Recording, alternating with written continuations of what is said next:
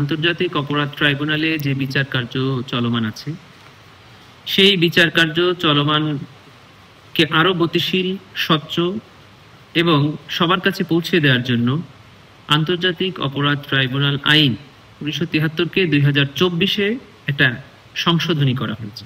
সেই সংশোধনীর বিভিন্ন ধারার মধ্যে অন্যতম একটি সংশোধনী ছিল যে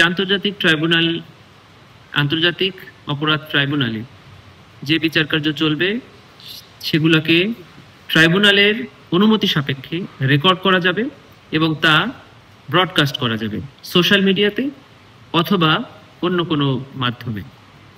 আজকে ট্রাইব্যুনালের সেই সেটআপটা, ওখানে ক্যামেরা, সাউন্ড সিস্টেম এবং সকল প্রকার ডিজিটালাইজেশনটা সম্পন্ন হয়েছে।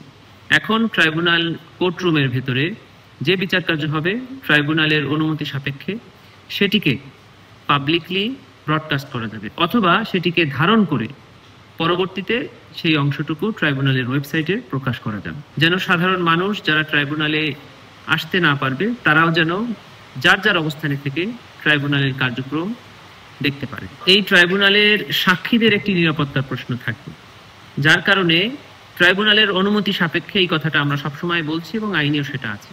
ট্রাইব্যুনাল যদি সাক্ষী বা ভিকটিমের থ্রেট মনে করেন তখন সাক্ষী বক্তব্য শুধু প্রচার করতে পারবেন তাকে না দেখিয়ে, অথবা ট্রাইব্যুনালের কোনো কার্যক্রমে যদি থ্রেট মনে করেন তখন সেই অংশটুকু বাদ দিয়ে যেটুকু থ্রেটের মধ্যে পড়বে না, যেটুকু বিশৃঙ্খলার মধ্যে পড়বে না ততটুকু প্রচার করবেন।